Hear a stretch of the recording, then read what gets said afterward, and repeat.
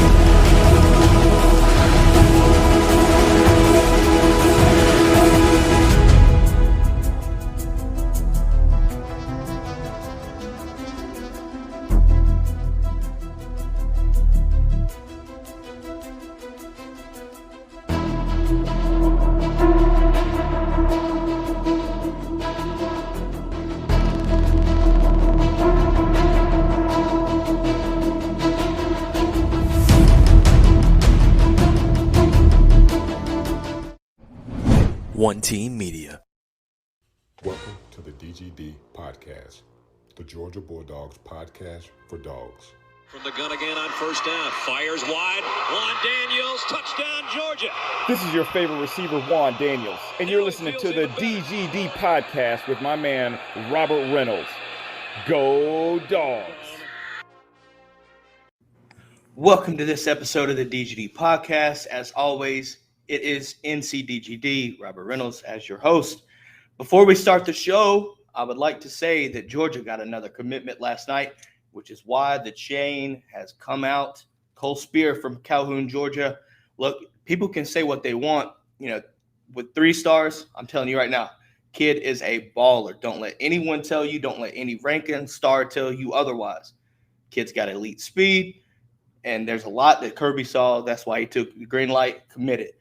But that's not what we're going to hear to talk about today. Look, welcome Greg Vandagriff, father of Brock Vandagriff, head coach of Prince Ave. You all know him from down there in Georgia. Prince Ave, single A state title last year. Definitely going to be talking about Prince Ave a little bit here. And we're going to talk about a couple people that, Georgia fans might know, maybe Brock and Logan Johnson. We're going to talk about these guys here. But first, Greg, welcome back. It's been a minute, but welcome back, man. I'm looking forward to talking to you again. Hey, thank you so much for the opportunity. I always love to talk about Prince Avenue football and obviously my son. And anytime we can promote one of our former players like Logan, I'm all in. Absolutely. I think a lot of people, from a casual standpoint, may not know exactly. They may know who Logan is, but I don't know exactly if they know what he brings to Georgia. If you're not familiar with Logan, he turned down a scholarship offer to walk on at Georgia. So that tells you something about Logan, in my opinion. We're going to talk a bit about that right here. But first, let's talk a little bit about Brock and how I want to get your opinion here. How is this different? Because you've had Brock on the sidelines with you for years now. What's it like, with him being at Georgia and not being on the sidelines with you? What's that transition like for you as a father? He's been on the sidelines about the last 12 years, which is what's crazy. He started as a 6-year-old as the ball boy. And, from that time period, he'd just be running behind the, bench or whatever and just reach up. He'd grab me, hug me or something, and take off running on down the sideline. And, you go from that to watch him grow up, and be obviously starting quarterback. it's a big difference. Just not, again, just something you've been used to for 12 years, and all of a sudden it's not. It's just, it's just different, obviously, and I'll experience that new normal tonight. So it'll be interesting. Yeah, I know. We'll talk a little bit about this later in the show, but Prince Ave is hosting their first scrimmage of the season tonight. So, like I said, we'll talk a little bit about that later. I do want to continue here, though. So, last time you were on, if anyone's new to the show, I had Greg on with a couple other dog football player parents as well. We were previewing G Day. So, obviously, G Day has come and gone. Looking back on that, to me, I look at what Brock did in the scrimmage there, really, and I liked what I saw, and I liked his speed. To me, I think it kind of put a different perspective of how fast he really is, and he's shown his arm that we kind of knew about. Obviously, you had talked about him taking the initiative and learning the playbook.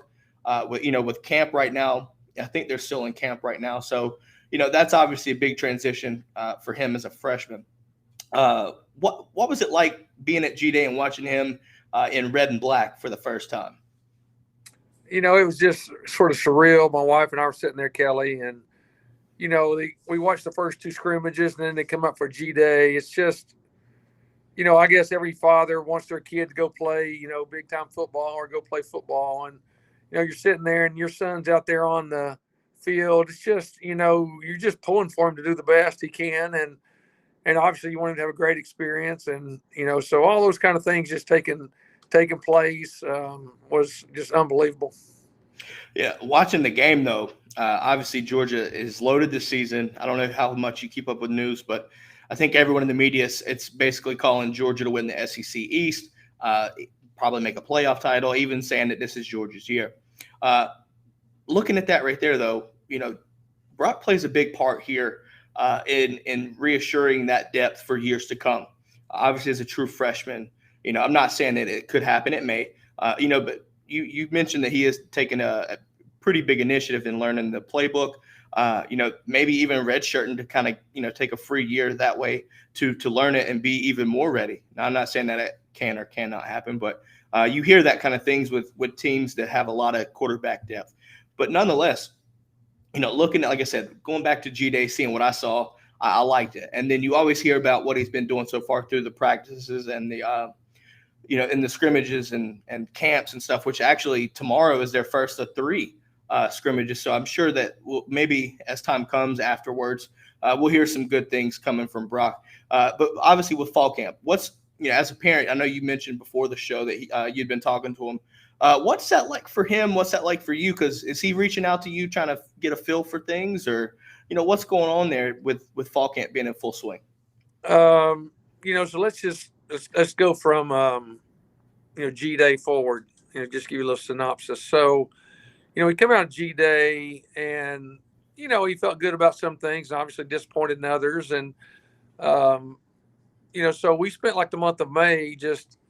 He said, "Hey, Dad, will you help me with the playbook?" And again, it's not like I'm going to help him with what Coach Monken's thinking, but I can quiz him and ask him questions and get him lined up for the formations and stuff like that. So we just went through that, honestly, probably 2 or 3 hours a day for about 15 days, and so we spent the month of May doing that. During June and July, they probably practiced.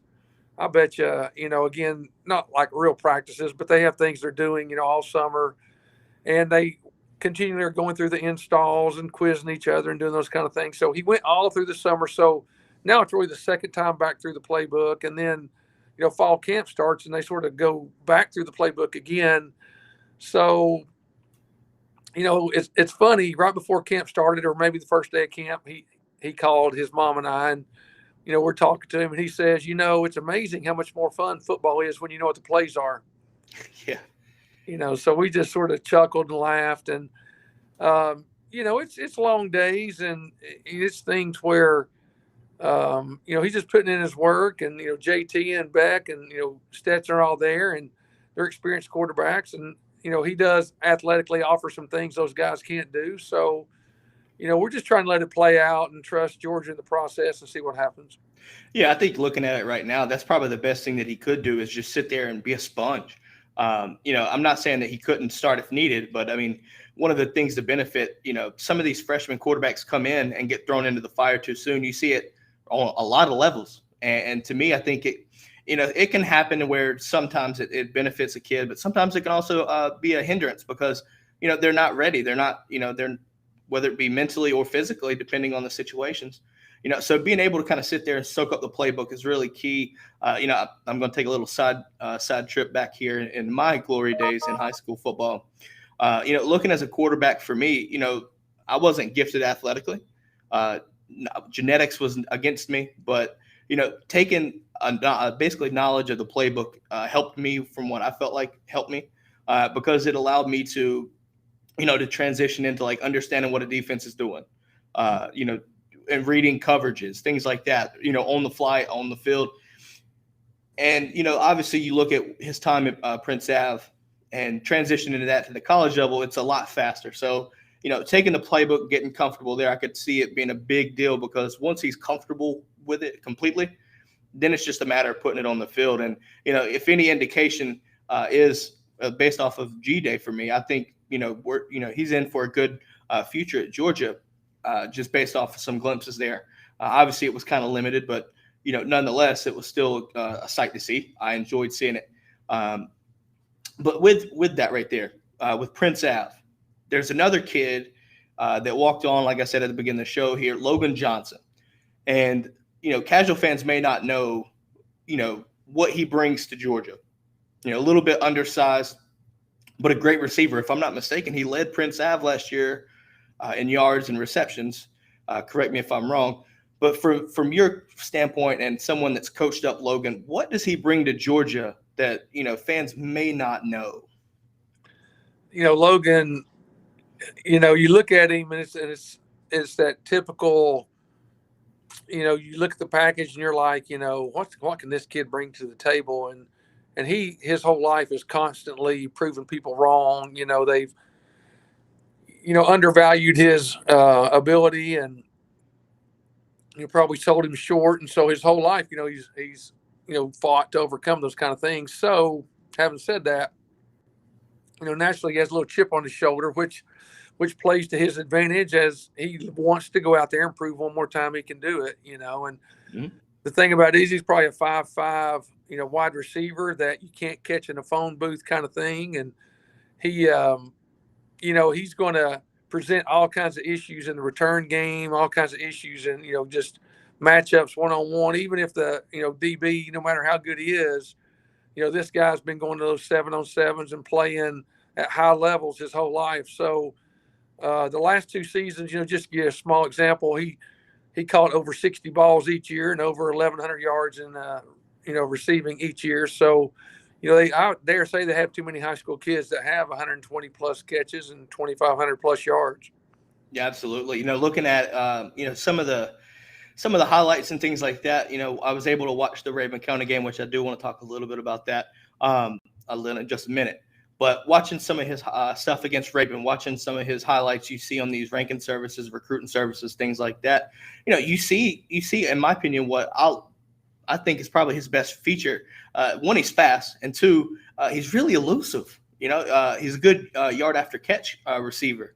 Especially if you get him in space, and obviously that translates well to return game and special teams. My prediction for him, obviously being a walk-on, is I'd like to see him kind of get some kind of a niche in the special teams role. Looking at it, that's a good way to get on the field and show the coaches, what you're about. And obviously, I don't think his work ethic is a question at all. Obviously, the mentality, he's going to go there to work and compete and do his best. So I don't see those being problems at all. So I think working special teams will be his best way to see the field. But I think, him taking the offer from Troy and decommitting to really walk on at Georgia tells a lot about his character. I think you look at it in a sense, like you said, people doubted him and undervalued him. And I like to see that, he made that call because he's betting on himself to take that walk-on spot to, come to Georgia and see what he's about. And I think that's, like I said, that speaks volumes to his character. What do you think? No, I think it's what he's done his whole life. Going to Georgia, where some would look at it like, why would he do that? He looks at it like, what's the big deal? This is all I do all the time. I do think a big part of what they liked about Logan's game is his return game. I mean, he hardly ever got the ball in high school on returns because they wouldn't kick to him, but he was explosive. As a matter of fact, last year in one of our games against our crosstown rivals, Athens Academy, he ended up getting a huge return, like a 41-yard return that put us up 14-0, and just led to us exploding. So again, it's dynamic, and most people are not 6'4" like some of these players at Georgia. Most of them aren't 4 and 5 stars. So Logan Johnson happens to be that kid. I promise you, he gets on the field, everybody's going to pull for him. Looking at it right here, you kind of brought up a good point about he's not a 4 or 5 star. I want to kind of see this right here in regards to a rant that I have. And I want to talk about the 4 and 5 star, the ranking systems and the star systems. Those are really just amusement, because I've seen just in Georgia program alone, 3 stars, these 3 stars that, when it comes to recruiting, people might say, oh, what we're reaching for something. No, you're not. You have to trust the coaching staff and what they see. And you really looking at it this year, you're probably familiar with this 2021 because Brock was in there. You couldn't get on a camp. You couldn't officially visit a campus. Coaches couldn't see these kids. They couldn't camp. That opened back up in June of this year. So these recruiting services, they're just now being able to start analyzing kids all across the country. This is the year and 2021, really, you cannot go off of stars and rankings and stuff like that. You have to trust the coaches and what they saw.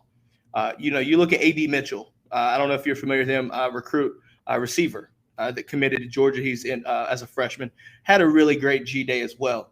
One of the things during his recruitment, because of the COVID and everything like that, he couldn't, go on and camp at schools and stuff like that. He took videos of himself working out and sent it to the coaches until they just checked it out enough and was like, all right, we got to get him on board. So when it comes to these rankings and the stars things, it's overrated. It really is. Don't trust the stars and don't think that, a school is having problems recruiting because of that. It's fun to sit here and bicker and banter with other programs, things like that, but that's all it's good for. Logan wasn't a 4 or 5 star, like you said, Greg, but watching his tape, that's the key. Watch the tape. You've seen it every day in practice. The kid's got the skills to make it if he puts his mind to it, which I think he can do that. There's plenty of stats out there and plenty of things you can go to look at the kids that get drafted every year in the first round of the NFL. Most of them are not 4 and 5 stars. Most of them are no-star kids or 2-star kids or 3-star kids. And the thing about it is, it's sort of like Little League Baseball. I don't know if you remember anything about the Bad News Bears. Absolutely. Everybody's not Kelly Leak, that hit puberty in the 6th grade or when he's a 6-year-old and he's driving a motorcycle at 12. It's a thing where, those kids, most of the kids that get 4 and 5 stars are the kids that are 6'4" as a freshman, and then they're projecting them. And so a lot of times those other kids, like the Scottie Pippen kind of story, where they have to learn how to work hard to be a point guard. And all of a sudden, Scottie Pippen grows 8 inches as a freshman in college, so many, many times kids that will just persevere and push through make it because they have to learn hard work ethic and then they hit a growth spurt. Yeah, kind of, if people may not remember this, but apparently one of the greatest basketball players of all time got cut from his high school basketball team. So if Michael Jordan gets cut from his basketball team, that just tells you, if you go from that to the greatest of all time in regards to the basketball, in the world of basketball, that kind of tells you that, it's okay to be, overlooked or whatever, just fight through it, like you said. And next thing you know, you can be where you want to be if you put your heart to it. Well, I think it's a shame, and just echoing what you're saying, I think it's a shame sometimes as parents, or as society, the kid doesn't make it as a freshman or sophomore, and then he quits. And he doesn't learn, hey, if I'll go work harder, all those kind of things you learn from just good work ethic, and it's that journey to be great that is sometimes worth it, that allows you to be a great husband, a great father, a great son, a great, again, friends. So those are the things I think we missed in our lottery mentality where we want something for nothing. Yeah, no, I love what you just said there. I really do, because if you don't fight for it, what's it worth to you? Like you said, like Logan's situation here, it was really surprising to see him decommit. I think once Georgia offered the walk-on offer or whatever, I think it was immediately that it kind of happened. So the writing was on the wall for me, but it's still cool to see those things because as a walk-on, there you have a really rough road ahead of you, but doesn't mean it's impossible. You know what I mean? Like I've seen several kids, even when I was in high school, that quit, and what does that teach you? It doesn't it teaches you can give up and you try to feel like you walk away, but it doesn't teach you the more important things in life. But the transition from that, obviously, I was able to watch the Rabun County game last year with Gunner up there, Rabun versus Prince Ave. Now, me being from North Carolina, that was the only game that I got to watch that involved Georgia. I think trying to find more a way to watch more games this year. But from that game right there, to me, it was super important to see Prince Ave go that and fight their way back because you saw, they, if I'm not mistaken, they pulled ahead and then Brock led that comeback. So it was very interesting to me to see that, to see what Brock was made of. And that comeback was really impressive. Even though I don't think the end result came in your favor, it was still a very, very good game. So that was a testament to Brock and his leadership, which, like I said, Georgia fans understand that the kid brings amazing amounts of leadership to this team. Not only athletically, gifted, uber talented, but leadership, the things you can't 100% coach. What was it like? What was that game like? Because I know it was one of the biggest games in Georgia that year. What was it like being on that field and coaching against Rabun County? Well, when we put the game together, both of us just, there are not many single A teams in the country that get to play on ESPN. And so for us, just getting to be on ESPN was, unreal. We just wanted that atmosphere. And I believe as a high school coach, part of my job is just to try to create unbelievable experiences. Win or lose, let's create some unreal experiences that kids never forget and talk about the rest of their lives, So again, win or lose in that ball game, we got kids that they're going to graduate, that maybe they're going to never go play again, and they're going to tell their kids, hey, we played one time on ESPN. And so just that going in was a win, regardless of the score. And obviously we want to win. I mean, if we don't want to win, we're not playing, so that's a given. Never have to talk about it. But I always think the character, you prove your character not when you're winning, but when you're losing. You prove what you're worth when you're down, not 3 points, but when you're down 3 touchdowns. Mm-hmm. And so, we just kept challenging our kids. At that point, you just, you want to get a stop, and then you want to get a first down, and just you take it a piece. How do you eat an elephant one bite at a time? Mm-hmm. How do you climb a mountain one step at a time? So, when you're down, you got to, have them envision in their mind, you're trying to create some mental images of how we're going to come back. And again, kids came back, we're down 31-7 and, brought it back to 31-31 late, in the fourth. And again, just being able to do that was awesome for our kids. And in essence, the rest of the year, no matter what situation was, if we were down, we always said, guys, we were down 24 in that Rabun County game. So, hey, we're fine. Nobody freak out. And those experiences are just as important as when you win by 31. Absolutely. It takes a lot of character to persevere through things like that. So, to me, that's what was amazing for me to watch. It wasn't a matter of guys giving up, and I think that's a testament to coaching, making sure your players trust you enough to say, look, we can come back and make this a game. We know that we're good enough. Let's make it happen. And then sure enough, it happens. Now, obviously, like I said, at the end of the game, scores will tell you one thing, but really the testament of that game, the best part of that game was that comeback, because I didn't see it coming at the time. I was like, okay, see what happens. And then you start to really see that comeback. You're like, oh, wow, this is okay.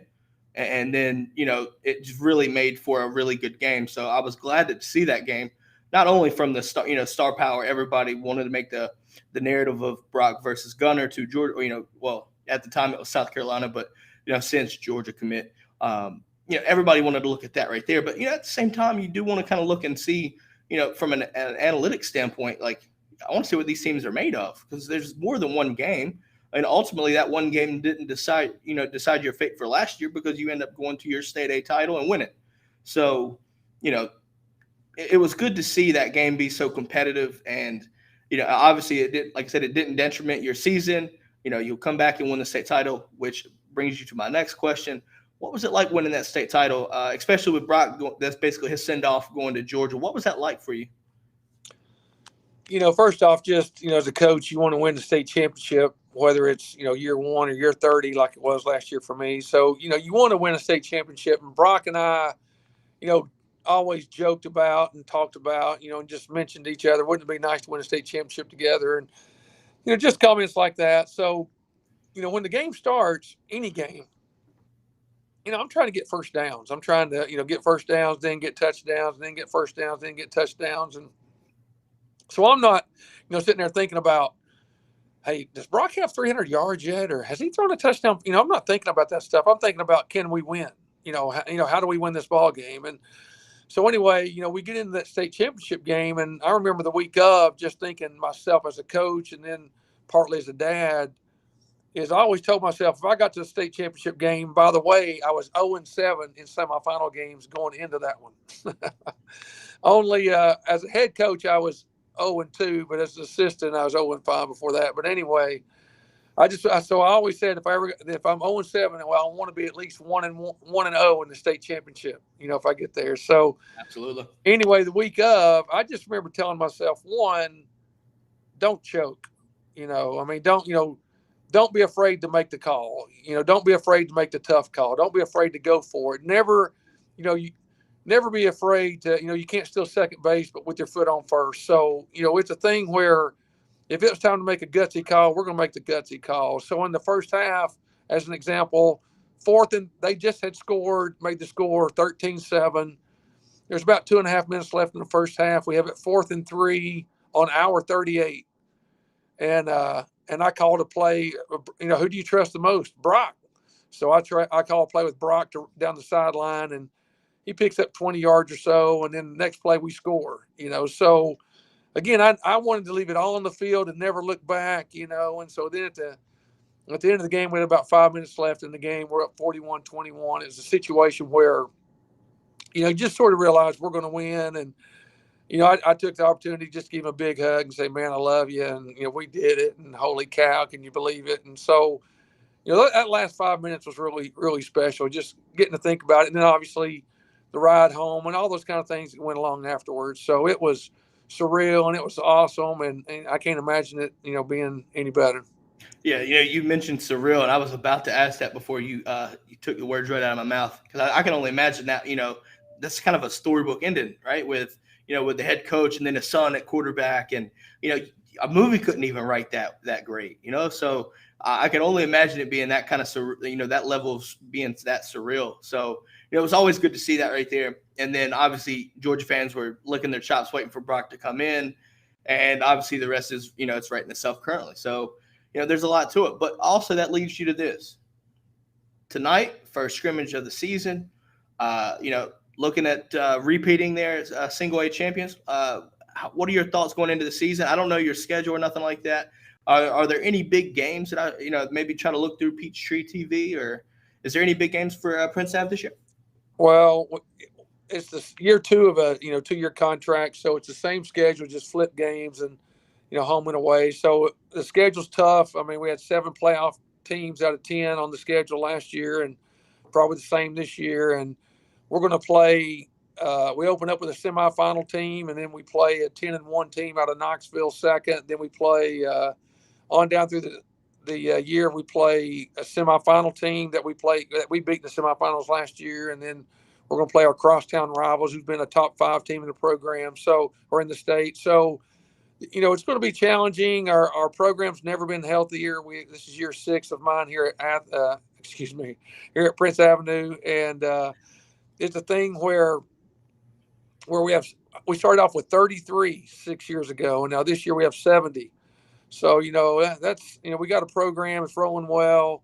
We're going to be as young as we've ever been. We're going to start 1 senior on offense and 2 on defense, and so the worst thing about being young is you just don't know how everybody's going to respond, when the bullets go live versus, what we've been doing in practice. So I'm anxious to see how we respond tonight. I will give my hats off to Brock. We have a kid that our backup quarterback's a kid named Aaron Philo, and Aaron was a freshman last year, and we'd started this workout program where we come in real early in the morning, and Brock really is one who sort of spearheaded it and pushed it. And so Aaron couldn't get a ride, so he would go pick up Aaron on the way to school every morning at 6:15 to make sure he was in here working out, for 6:30. And so, Aaron got to see up close what leadership looks like for real, with skin on and with flesh. And, he got to just watch how Brock interacted with his teammates and, work hard in the weight room. And so I always told Brock the first way that you show leadership is you do it yourself. They see a testimony before they hear a testimony. And so everybody wants to know, are you going to do it yourself before they want to hear you tell them how to do it? Yep, leading by example. Those early morning workouts, especially in the off season, I remember those vividly. I don't know, 6 o'clock in the morning, super hot gym, super hot weight room, whatever. I remember those all too well. But as much sweat and as much sweat as you pour out onto the floor, man, there's a lot of character being built there, right? And leadership's one of those characteristic traits there. And you look back on it, and like you said, Brock spearheading those kind of those workouts and things like that. That only builds well because it takes, it's like I ain't gonna say like a monkey see, monkey do type feel to it, but like it's contagious. So if people around Brock soak that in, then it translates for years to come. So it builds that culture that I feel like a coach wants to instill. It really helps spearhead that push to instill that culture. The work your ass off, basically. It never comes free. It's always earned, right? Those kind of principles there. That culture goes a long way, and it establishes that winning mindset, winning culture, and it only leads to program success, for years to come. So it's always good to hear those kind of those off-season workout stories because, like I said, those things just they suck, but I tell you, they make you a better person, and a lot of even outside of football. Let's be honest. Oh yeah, I agree. I mean, there's no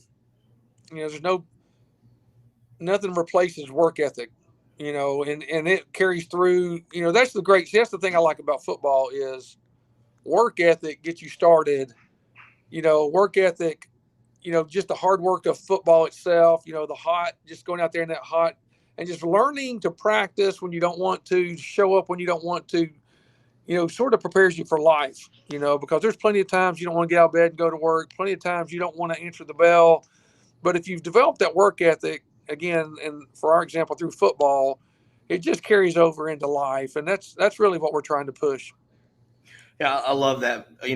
Obviously, as someone that gets up and goes to work every day, there's a lot of times when things, you don't want to do it. You're perfectly right on that. It sucks sometimes, but look, the world doesn't stop. So that means you have to get up and you got to do what you got to do.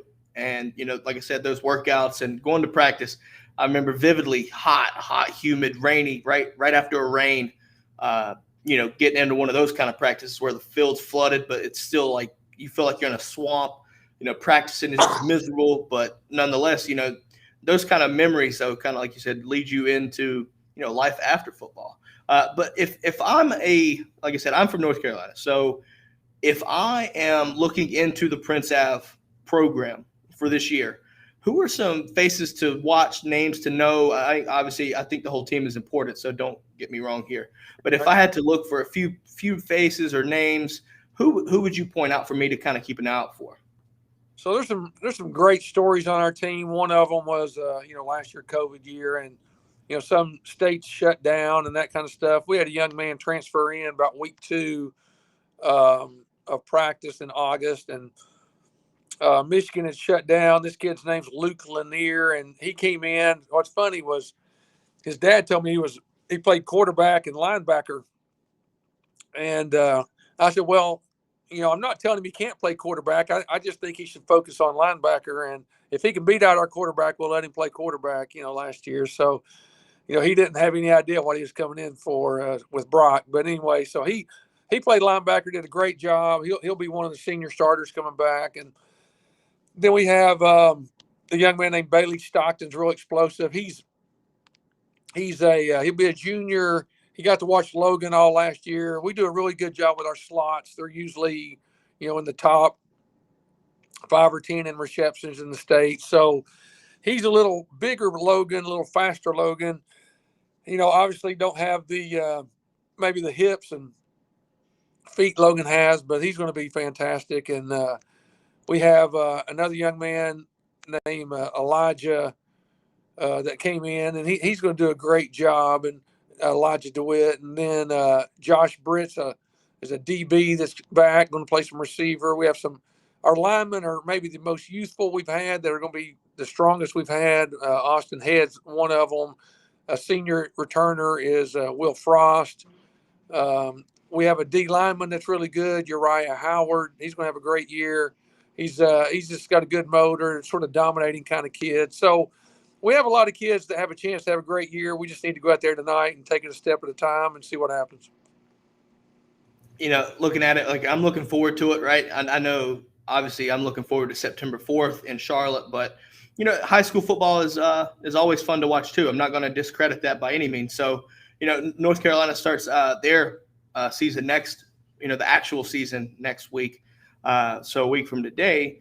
But, scrimmages going on and things like that. It's just fun to watch, right? Like you get to hear you get to kind of watch recaps. And look, this year you're going to see a lot of these guys, especially this 2022 class, as they're going to have, camps, and they're going to actually have game tape. So, scouts, right? I'm sure that Rabun County game, it was just ridiculous. Everybody was watching that. But, it's going to be fun to see, Prince Ave try to make it back to the state title. I think, looking at it from a grand scheme of things, I think it's very possible, very doable. And obviously, I want to make sure that, look, we've been on before. So I'm obviously going to kind of keep an eye out for Prince Ave, and can't wait to see what happens this year. Well, thank you so much. We've even up and down, like with graduating kids, we've been in the state semifinals 7 of the last 10 years. And, so we expect to win. We'll be disappointed if we don't, but we're going to be youthful. So if we're not super good this year, we ought to be really good next year. Again, only graduating a couple starters is going to look like. So we got our work cut out for us. So right now we're playing for the playoffs, which our region's the last 4 games. So in our state, the sub-region really doesn't matter, but the region does matter. So, as long as we take care of business towards the end of the year, it's going to be a good year. Absolutely. Hey, look, it was a pleasure bringing you on again. Obviously, with G-Day last time, it was fun talking then. It's still the same. It's always fun to talk to you. Let people know, hey, bring it out. What is it going to be at Prince Ave, or where is it going to be? And so tonight we're at Prince Avenue playing Mount Vernon out of Atlanta. Next week we're rolling to Savannah to play Calvary Day. So good couple weeks. There you go. Now, is that a scrimmage next week as well? Or no, it's first game next week, Calvary Day. Okay. They were the final team, and then the next week's our first home opener, which will be August 27th against Christian Academy out of Knoxville.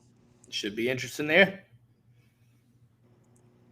Definitely going to be fun to watch. I know that. Now, do you know I don't know if you know the streaming schedule here, but if I was to try to catch a game, would I be able to watch it on Peachtree TV or? Go to ghsa.net, and all of our games are streamed on that for I think a $10 membership or something like that. Pretty inexpensive, but feel free to jump in. We'd love to see you. Hey, I'll do my best. Like I said, it'd be nice to sit there and live in Georgia and just kind of make all these trips, but I'll do my best to see what I can do. Awesome. Hey, thank you so much, and anytime. Hey, my pleasure.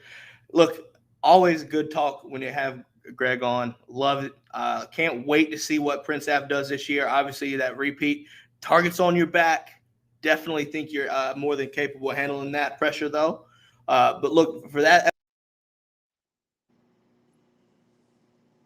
Robert Reynolds, and that is all we have for today. Go Dogs.